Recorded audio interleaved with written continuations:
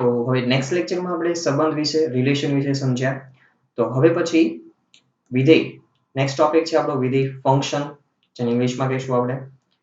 તો સંબંધ આધારિત જ એમની એક વ્યાખ્યા છે. તો પહેલા વ્યાખ્યા સમજી લઈએ અને પછી ડિટેલિંગમાં જઈએ આપણે. તો બે ગણ અરિક્ત ગણ a અને b માટે સંબંધ f. હવે સંબંધ છે કેવો એક સંબંધ f છે કે ગણ a ના પ્રત્યેક ઘટકને સંગત ગણ b માં અનન્ય પ્રતિબિંબ મળે. ઓકે, અહીંયા હું બે શબ્દો પર ખાસ ભાર મૂકીશ. એક છે પ્રત્યેક અને બીજું છે અનન્ય પ્રતિબિંબ. ઓકે, તો આ પ્રકારના સંબંધ f ને a થી b નું વિધેય કહેવામાં આવશે. તો હવે આ સંબંધ છે ને આપણે નામ આપી દઈશું એક વિધેય. ચલો આને હજી આપણે વ્યવસ્થિત તમને સમજાવું તો આપણે જે રીતે સંબંધને આકૃતિ દ્વારા સમજ્યા હતા, તો એ જ રીતે સૌપ્રથમ પહેલા આપણે વિધેયને સમજીએ.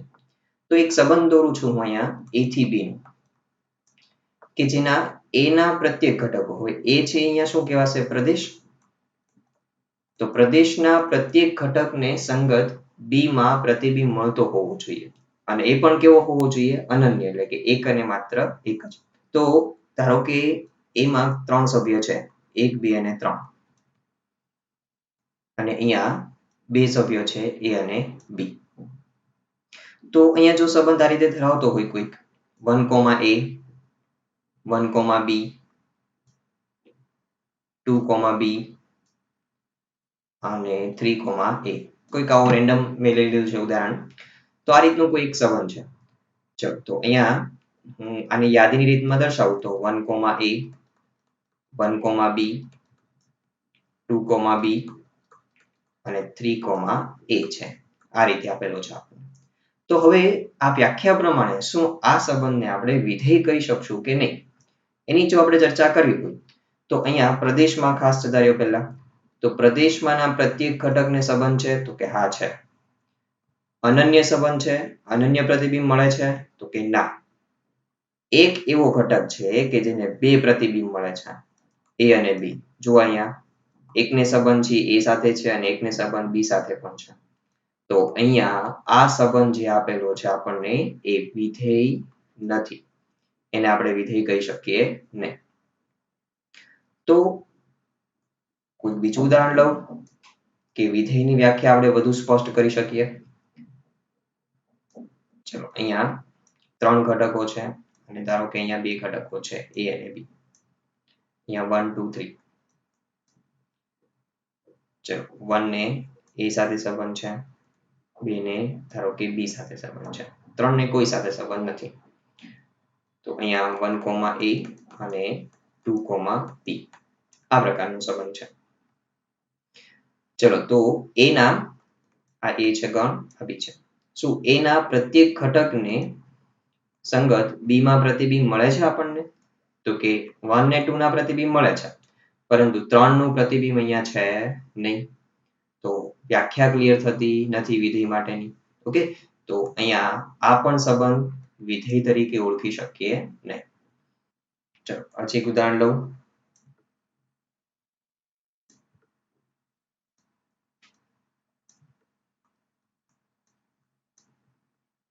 One, 2, 3 a, b, c છે. ચલો 1 ને સંગત ધારો કે a સાથે સંબંધ છે, 2 ને c સાથે સંબંધ છે અને ધારો કે 3 ને પણ c સાથે છે. તો અહીંયા યાદીની રીતમાં દર્શાવું તો 1, a, 2, c અને 3, c. રાઈટ? તો જુઓ તો પ્રત્યેક ઘટક, ચલો a ના એટલે કે પ્રદેશના પ્રત્યેક ઘટકને સંગત b માં પ્રતિબિંબ મળે છે? તો કે 1 નું પ્રતિબિંબ છે, 2 નું પ્રતિબિંબ મળે છે અને 3 નું મળે છે. તો પ્રત્યેકને સંગત પ્રતિબિંબ મળે છે આપણને અને દરેકના પાછા એક જ પ્રતિબિંબ છે ને. તો એટલા માટે અહીંયા આ જે સંબંધ આપેલો છે એને આપણે a થી b નું ફંક્શન વિધેય કહી શકીએ. તો આ હવે ક્લિયર છે. ઓકે, તો હવે આ જે આપણને એક્ઝામ્પલ આપેલું છે, આ રિલેશન છે એ વિધેય તરીકે ઓળખી શકશો. ચલો આપણે સ્વાધ્યાયમાં પહેલો જ પ્રશ્ન છે એ કંઈક આ રીતનો છે કે જેમાં તમને કોઈ એક સંબંધ છે યાદીની રીતે આપેલો છે. ઓકે, અને આના પરથી જ આપણે નક્કી કરવું હોય કે એ સંબંધ છે કે ફંક્શન છે કે નહીં, તો એ કેવી રીતે કરશો? તો જુઓ અહીંયા પહેલો ઘટક છે ને ક્યારે રિપીટ ના થવો જોઈએ. 1 ને a સાથે છે તો 1 ને b સાથે પણ છે. તો આ છે એ ફંક્શન કહેવાશે નહીં. ઓકે, એવી રીતે અહીંયા આગળ પ્રદેશમાં 1, 2, 3 હતા. તો 1 અને 2 ને રિલેશન છે પરંતુ 3 ને રિલેશન છે નહીં. ઓકે, તો એટલા માટે પણ આ વિધેય બન્યું નહીં. તો આ બે વસ્તુ ખાસ ધ્યાન રાખવાની છે. એક પ્રત્યેક ઘટકને આવી જવો જોઈએ. ઓકે, અને પ્રતિબિંબ કેવા હોવા જોઈએ? અનન્ય, એક અને માત્ર એક જ. તો આપણે એક્સરસાઇઝમાં જોઈએ. ચલો પહેલો પ્રશ્ન છે અહીંયા 2.3 માં નીચેના પૈકી કયો સંબંધ વિધેય છે? કારણ આપો. જો તે વિધેય હોય તો તેનો પ્રદેશ અને વિસ્તાર પણ લખો. ઓકે, પ્રદેશ અને વિસ્તાર છે આપણે જે રીતે સંબંધમાં લખતા હતા એ જ રીતે અહીંયા થશે. એમાં કઈ નવીન છે નહીં. ઓકે, તો પહેલા આપણે નક્કી કરીએ કે પહેલો પ્રશ્ન છે. ચલો 2 ને 1 સાથે છે, 5 ને 1 સાથે છે, 8 ને 1 સાથે છે, 11 ને 1 સાથે છે, 14 ને 1 સાથે છે અને 17 ને 1 સાથે છે. તો પ્રદેશ જે છે એટલે પહેલો ઘટક જે છે એમાં કોઈ રિપીટ થતું નથી અહીંયા. ઓકે, તો અહીંયા આગળ આ જે છે એને આપણે વિધેય કહી શકશું. કારણ કે 2, 5, 8, 11, 14 અને 17 જે અલગ છે. ઓકે, પ્રત્યેક ઘટક આવી જાય છે ને એક અને માત્ર એક જ પ્રતિબિંબ મળે છે. કોઈ રિપીટ થયું નહીં.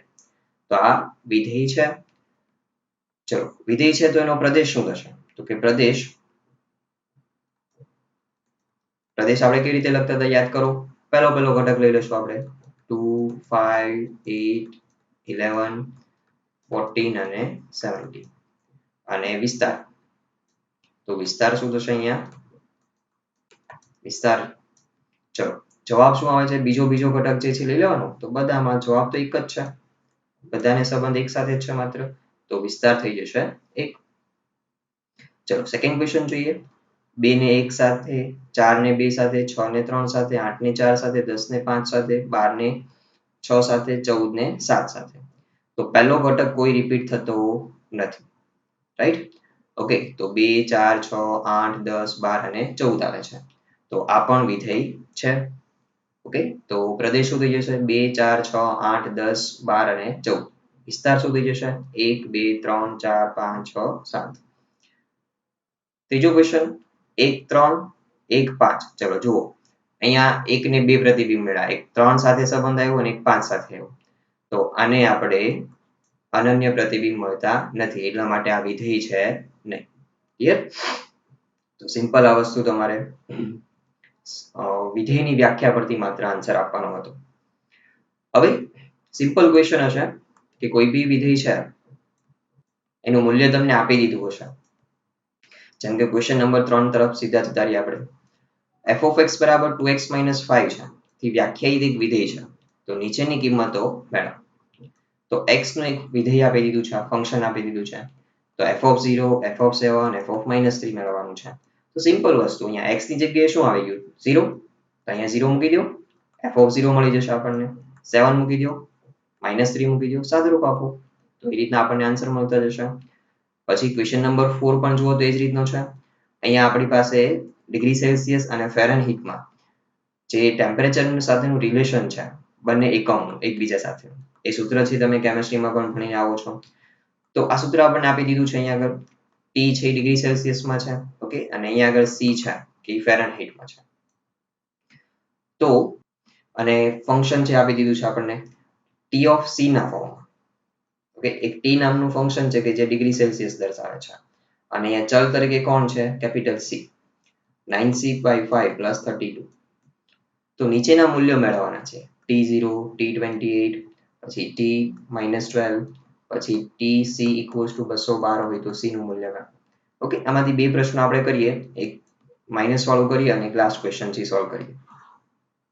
ચલો અહીંયા ત્રીજો પ્રશ્ન છે કે T of -10 = ચલો C ની જગ્યાએ -10 લઈ લેશું આપણે. 9 × -10/5. સિમ્પલ સાદુરૂપના જ પ્રશ્નો થઈ ગયા. તો અહીંયા ચલો 5 × 2 = 10 અને માઇનસ છે એટલે અમારે 9 × 2 = 18 પર માઇનસ થઈ જશે પ્લસ 32. ચલો 32 માંથી 18 જશે એટલે કેટલા વધશે? 14. તો T - 10 નું મૂલ્ય થઈ જશે 14. ચોથો પ્રશ્ન. ચલો આપણી પાસે T of C equals to 212 છે. તો T of C નું સૂત્ર શું છે? 9C upon 5 plus 32 equals to 212. તો હવે અહીંથી સાદુરૂપ આપતા જઈએ. 9C upon 5 equals to 212. 32 ને સામે જોવા દઈશ એટલે માઇનસ થઈ જશે. તો 212 minus 32.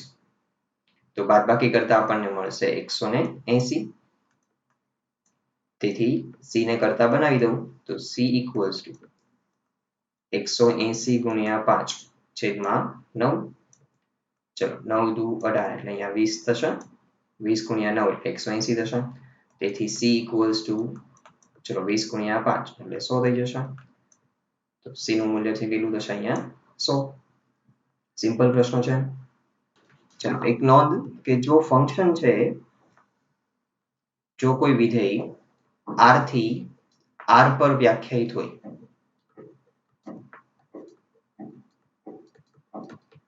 તો તેવા વિધેયોને વાસ્તવિક વિધેય કહેશું. ઓકે, કારણ કે વાસ્તવિક સંખ્યાઓના ગણ પણ વ્યાખ્યાયિત છે, રાઈટ? એટલા માટે આપણે એને શું કહેશું? વાસ્તવિક વિધિ તરીકે ઓળખશું. અથવા તો તમને એવું કહેવામાં આવ્યું કે વાસ્તવિક વિધેય આપેલું છે તો આપણે શું સમજવાનું કે R થી R પર વ્યાખ્યાયિત છે. ઓકે, હવે કોઈ બી ફંક્શન છે એનો સંકેત હશે હંમેશા f. f g કોઈ બી સંકેત વાપરવામાં આવે પણ સ્મોલ લેટર હશે. તો અહીંયા R થી R તો એને દર્શાવશું આપણે આ રીતે f R થી R. આ રીતે દર્શાવવામાં આવશે. જ્યાં આ R છે એ શું છે? પ્રદેશ. અને R છે એ શું છે? સપ્રદેશ. જે રીતે સંબંધમાં હતું એ જ રીતે. ઓકે, અને વિસ્તાર છે આપણને મળશે પ્રદેશની અલગ અલગ કિંમતો માટે. જે પ્રતિબિંબ આવતા હોય એ આપણે શું થઈ જશે? વિસ્તાર થઈ જશે. તો બાકીના બધા શબ્દો છે એ સંબંધ આધારિત જ છે. ઓકે, એમાં કઈ બીજું નવીન છે નહીં. હવે આપણે કેટલાક ખાસ પ્રકારના ફંક્શન્સના પ્રકાર કે વિધેયના પ્રકાર સમજીએ કે ખૂબ જ અગત્યના છે તમારે 11-12 સાયન્સના આગળના અભ્યાસ માટે, મેથ્સમાં તો ખાસ. ઓકે, તો વિધેયના પ્રકાર જેમાંથી આપણે સૌપ્રથમ પહેલું ફંક્શન જોઈએ કે જેને આપણે કહીશું તદેવ વિધેય. ચલો હવે દરેકમાં આપણે શું કરશું? વિધેયના પ્રકારમાં એક તો એનું સ્વરૂપ, પછી આલેખ, પછી જો એનો વિસ્તાર કોઈ મર્યાદિત મળતો હોય તો વિસ્તાર વિશે સમજશું. ઓકે, અને કોઈ વિશેષ માહિતી હોય, કોઈ બીજું નામ હોય તો એટલો અભ્યાસ કરશું દરેક ફંક્શન. તો સૌપ્રથમ તદેવ વિધેય. તો તદેવ વિધેયનું સ્વરૂપ તો એ R થી R પર વ્યાખ્યાયિત હશે અને f of x બરાબર x. f of x બરાબર x માત્ર એટલે જે તમે અહીંયા x નું મૂલ્ય લ્યો છો એ જ જવાબ આવશે તમારો. એવો મતલબ થયો અહીંયા. તો આ ફંક્શન છે એને શું કહેવામાં આવશે? તદેવ વિધેય. ઓકે, હવે આ R પર વ્યાખ્યાયિત છે એટલા માટે એને ઘણી વખત I of R વડે પણ દર્શાવવામાં આવશે. તદેવ વિધેયને ઇંગ્લિશમાં આઇડેન્ટિટી ફંક્શન કહેવાય છે. એટલા માટે એનો સંકેત I લઈ લીધો આપણે. ઓકે, અને R પર વ્યાખ્યાયિત છે એટલા માટે સફિક્સમાં આપણે R લખશું. તો આ થઈ ગયું તદેવ વિધેય, એનો સંકેત. ઓકે, બીજો કોઈ સંકેત છે એ રીતે. હવે ચલો આ ફંક્શનનો ગ્રાફ, આ ફંક્શનનો આલેખ કેવો આવશે? હવે જુઓ, આનો પ્રદેશ છે શું છે? R છે. એટલે x અક્ષ પરની તમામ કિંમતોનો સમાવેશ થઈ જશે અહીંયા. ઓકે, અમુક કિંમતો છે અહીંયા હું દર્શાવી દઉં. ચલો આપણે આપણી રીતે રેન્ડમલી મૂલ્યો મૂકતા જઈએ અને જોઈએ કે કેવો આલેખ મળે છે આપણને. જો ફંક્શનમાં x બરાબર 0 મૂકીશું તો f of 0 એક્ઝામ્પલ લઉં છું. f of 0 છે શું આવશે? 0. f of 1 તો એ 1 આવશે. f of -1 તો એ -1 આવશે. આ રીતે આગળ વધતી જશે કિંમતો. પોઈન્ટમાં લેશું આપણે 1.5 લેશું તો 1.5 મળશે. તો અહીંયા આપણને કંઈક આ રીતનું મળતું જશે 0. ચલો અહીંયા 1 2 3 અહીંયા -1 -2 -3 પછી 1 તો 1 એટલે 1,1 આવશે. પછી -1 તો -1 મળ્યું તો આપણને અહીંયા આવશે, રાઈટ. તો આ રીતે જુઓ તો આપણને આવા બિંદુ મળતા જશે, રાઈટ. આ રીતે અનંત સુધી આગળ ચાલ્યા જ રાખશે બધી કિંમતો માટે. તો હવે જો આપણે એને જોડી દઈએ તો આ ગ્રાફ થઈ ગયો f of x equals to x નો. ઓકે, હવે આની વિશેષ સમજૂતી, તો આ જે છે 0,0 માંથી પસાર થશે. તો અહીંયા આગળ હું નોંધ લખતો જાઉં કે એ 0,0 માંથી પસાર થાય છે.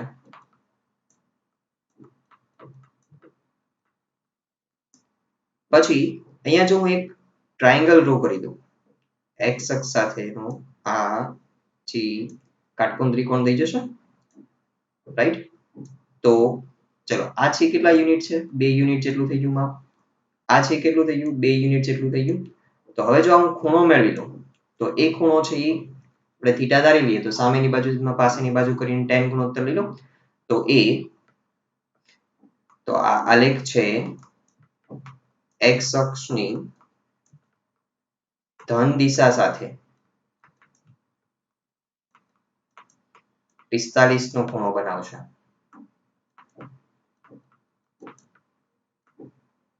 ઓકે, તો આ આલેખના ખાસ બે મહત્વના મુદ્દાઓ 0,0 માંથી પસાર થશે અને અહીંયા આગળ tan થીટા નો યુઝ કરીને આપણે કરશું તો tan થીટા બરાબર 1 મળશે.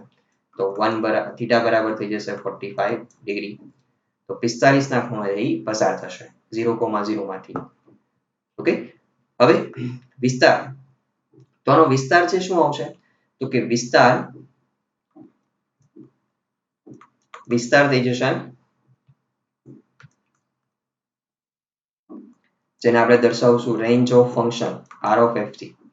એ આવશે અહીંયા r હંમેશા. ઓકે, બધી જ સંખ્યાઓનો સમાવેશ થઈ જશે અહીંયા, એટલા માટે એનો વિસ્તાર આવશે r. તો તદય વિધેયની આ બેઝિક ઇન્ફોર્મેશન. સ્વરૂપ તો કે f of x બરાબર x, સંકેત એનો i of r વડે દર્શાવવામાં આવે છે. પછી આલેખ છે 0,0 માંથી પસાર થશે, x અક્ષની ધન દિશા સાથે 45 નો ખૂણો બનાવશે. ઓકે, અને વિસ્તાર શું આવશે? r. નેક્સ્ટ સેકન્ડ ફંક્શન, અચળ વિધેય, કોન્સ્ટન્ટ ફંક્શન. તો સૌપ્રથમ પહેલા સ્વરૂપ એનું f r થી r f of x equals to c. Okay, અને c છે કોઈ અચળ હશે, c belongs to r, કોઈ બી વાસ્તવિક સંખ્યા હોઈ શકે. તો અહીંયા આગળ હવે આ ફંક્શન છે પ્રદેશ પર આધાર રાખતું નથી, એનું જે મૂલ્ય છે અહીંયા અચળ એના પર જ આધાર રાખશે. ઉદાહરણ તરીકે f of x બરાબર, જો અહીંયા લખું 5, f of x બરાબર આપણે લખીએ -1/2. તો આ પ્રકારના ફંક્શનને શું કહેવામાં આવશે? અચળ વિધેય. હવે f of x બરાબર c, c છે એ શું હશે? કોઈ બી એક કોન્સ્ટન્ટ હશે, રાઈટ. તો આ ફંક્શન નું મૂલ્ય છે એ શું મળે છે? કોઈ કોન્સ્ટન્ટ જ મળે છે, x પર આધાર રાખતું નથી. તો હું x ની કિંમત કોઈ બી લઈશ પણ એનો જવાબ તો શું આવશે? c જ આવશે. ઓકે, હવે ફંક્શન જે હોય એ હવે આલેખ પેપર ઉપર આપણે અહીંયા આગળ x અક્ષ પર x ની કિંમતો મૂકશું અને y અક્ષ પર હંમેશા f of x નું મૂલ્ય જે આવતું હોય એ મૂકવાનું હોય. ઓકે, તો f of x નું મૂલ્ય તો શું આવશે? c જ આવશે. તો ધારો કે y અક્ષ પર ક્યાંક અહીંયા આગળ c છે. ઓકે, કોઈ બી એક જગ્યાએ હશે, ઋણ y અક્ષ પર ઉપર હશે અથવા તો ધન y અક્ષ પર હશે. તો હું x નું મૂલ્ય 0 લઈશ તો એ જવાબ શું આવશે? c આવશે. x નું મૂલ્ય 1 લઈશ તો એ જવાબ શું આવશે? c આવશે. ઓકે, x નું મૂલ્ય હું 5 લઈશ તો પણ c આવશે. -3 લઈશ તો બી c આવશે જવાબ.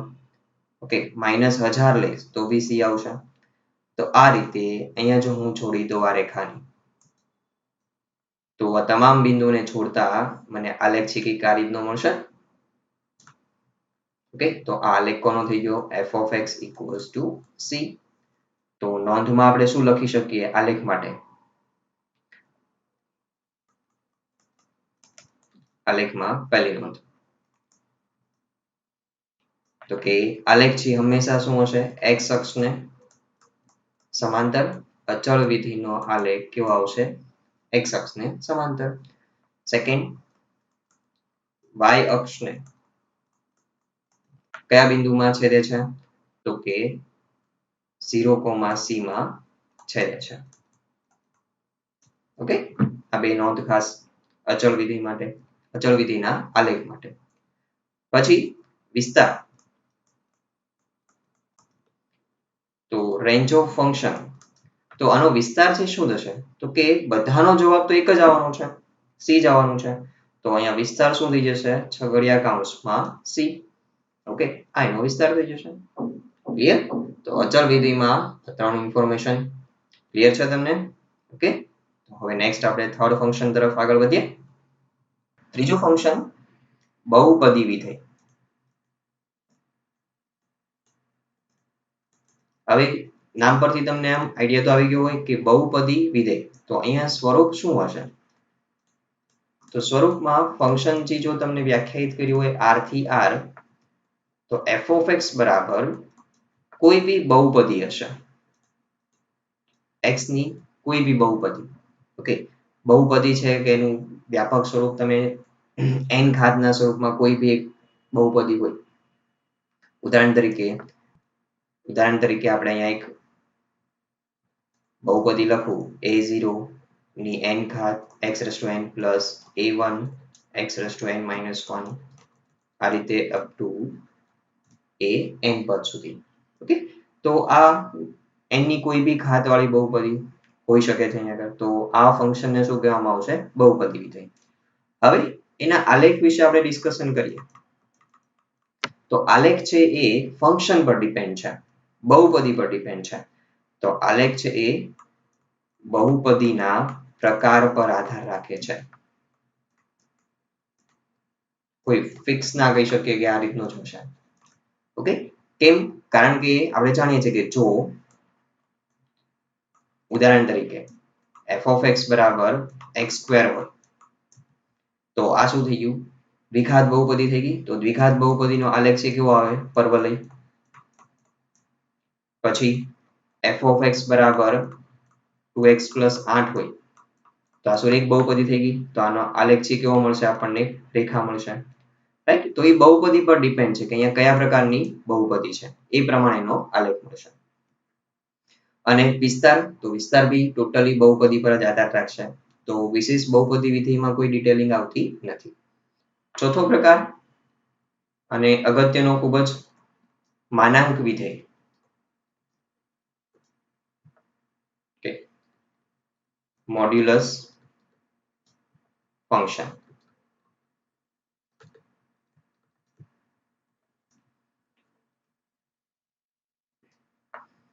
સૌપ્રથમ સ્વરૂપ, જો f છે r થી r પર હોય, તો f of x equals to માનાંકમાં x. Okay, આ ફંક્શનને આપણે શું કહેશું? માનાંક વિધેય. હવે આ માનાંક વિધેયને તમે બે ભાગમાં વહેંચી શકો. માનાંકમાં x છે.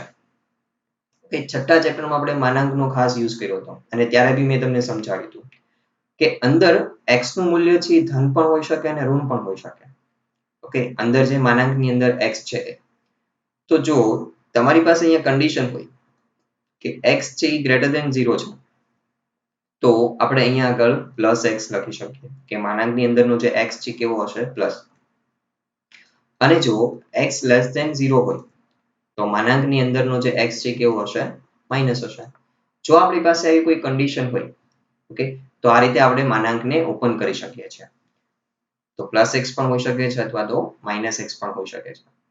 હવે આપણે આલેખ જોઈએ. અહીંયા માનાંક વિધિનું કામ શું થશે? તો કે તમે x નું મૂલ્ય કોઈ બી મૂકો r માંથી, પ્લસ મૂકો કે માઇનસ મૂકો. માનાંકનો ગુણધર્મ આપણને ખબર છે કે આની અંદર જેવું મૂલ્ય મૂકીશ, બહાર આવશે એટલે કેવું થઈ જશે? પ્લસ થઈને આવશે. રાઈટ?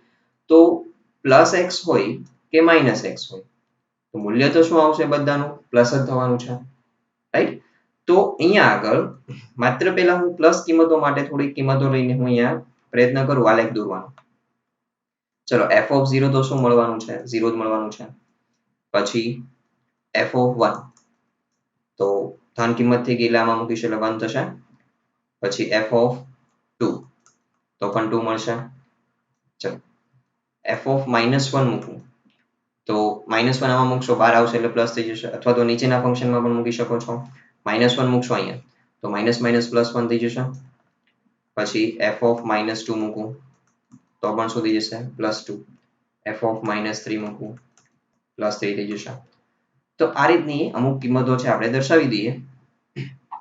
ચલો f ઓફ 0 તો 0 હતું, પછી 1 તો 1 આન્સર આવતો હતો, પછી 2 તો 2 આન્સર આવશે, રાઈટ. આ રીતે આગળ વધતું જશે.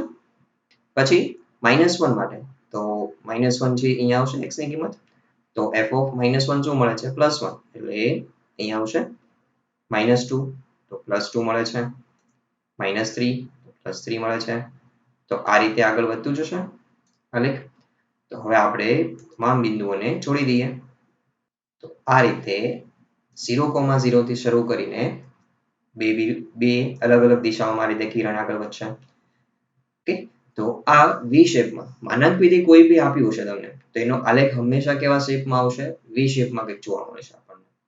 તો અહીંયા આગળ તમે ધન કિંમત માટેનો હાફ પોર્શન છે એવું કહી શકો કે આ તદેય વિધેય જેવો છે. ઓકે, પ્લસ કિંમત માટે છે. ઓકે, ઋણ કિંમત માટે પાછો શું થઈ જાય છે? પોઝિટિવમાં કન્વર્ટ થઈ જાય છે એટલે ઉપર તરફ બીજા ચરણમાં આવી જાય છે. તો હવે આમાં કઈ વિશેષ બીજી કોઈ આપણે માહિતી લખી ના શકીએ. ઓકે, માનાંક વિધિના આલેખ માટે. તો હવે વિસ્તારનું ડિસ્કશન કરીએ આપણે. તો વિસ્તારમાં તમે જુઓ તો અહીંયા બધી કિંમતો છે કેવી આવે છે? પોઝિટિવ આવે છે. તો રેન્જ ઓફ ફંક્શન જો અહીંયા કોઈ બી અપૂર્ણાંક કિંમત લીધી હોત તો અપૂર્ણાંક પણ ધનમાં જ મળે આપણને. તો રેન્જ ઓફ ફંક્શન છે શું આવશે? ધન કિંમતો આવશે. એટલે r પ્લસ યોગ 0. કારણ કે r પ્લસમાં 0 નો સમાવેશ નથી થતો. 0 ને કોઈ નિશાની નથી હોતી. એટલા માટે આપણે ધન વાસ્તવિક સંખ્યાઓમાં 0 નો સમાવેશ કરી શકીએ નહીં. r પ્લસ એટલે ધન વાસ્તવિક સંખ્યાઓ થાય. તો 0 નો સમાવેશ કરવો હોય તો આપણે યોગ 0 કરીને લખશું હંમેશા. તો વિસ્તાર થઈ જશે r પ્લસ યોગ 0. ચલો નેક્સ્ટ, પાંચમો પ્રકાર સમય વિધેય.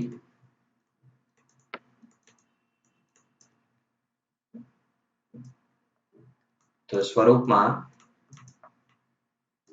f છે r થી r હશે અને f of x equals to p of x છેદમાં q of x, જ્યાં p of x અને q of x એ બહુપદી વિધેય થશે અને q of x છે does not equals to 0. છેદ ક્યારે 0 હોવો જોઈએ નહીં. તો સિમ્પલ કે સમય ફંક્શન છે, સમય વિધેય છે શું હશે? અંશમાં અને છેદમાં બંનેમાં શું આવેલી છે? કોઈ એક બહુપદી હશે. ઓકે, x ની કોઈ પણ એક બહુપદી આપેલી હશે તમને. ઉદાહરણ તરીકે f of x બરાબર હું લખું તો x upon x square plus 1, પછી કોઈ એક ફંક્શન g of x લખું તો સંકેત તમે કોઈ બી આપી શકો છો સ્મોલ લેટરમાં, x cube upon x minus 1, right. તો આ રીતના જે ફંક્શન છે એને આપણે શું કહેશું? બહુપદી સમય વિધેય. હવે સમય વિધેય છે ડિપેન્ડ છે બહુપદી પર આધારિત, તો એટલા માટે એના આલેખ પણ કેવા થશે? એ બહુપદી પર આધારિત. ઓકે, કોઈ વિશેષ આપણે માહિતી પહેલેથી કહી શકશું નહીં, એ ડિપેન્ડ હશે ફંક્શન પર. તો હવે નેક્સ્ટ હજી આપણે ત્રણેક ફંક્શન ભણવાના છે. ઓકે, તો એ ફંક્શન છે આપણે નેક્સ્ટ લેક્ચરમાં ભણશું. તો અત્યાર પૂરતું હોમવર્ક તમે લખી લો.